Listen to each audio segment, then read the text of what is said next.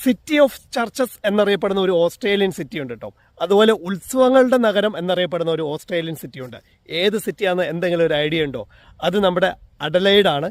ഈ അഡലൈഡിൽ ഏകദേശം ഒരു ആവറേജ് ഹൗസിൻ്റെ വില എത്രയാണെന്ന് അറിയാൻ പറ്റുമോ? ഏകദേശം 800K കൊടുത്തു കഴിഞ്ഞാൽ ഒരു ആവറേജ് ഹൗസ് നമുക്കിപ്പോൾ അവിടെ കിട്ടും.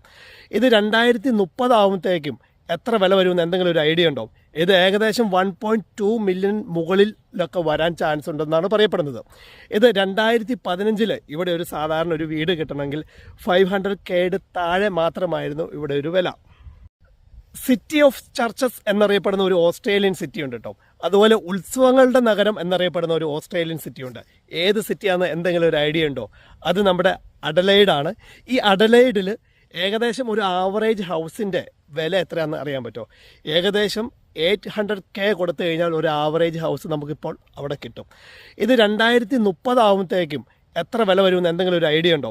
ഇത് ഏകദേശം 1.2 മില്യൺ മുകളിലൊക്കെ വരാൻ ചാൻസ് ഉണ്ടെന്നാണ് പറയപ്പെടുന്നത്.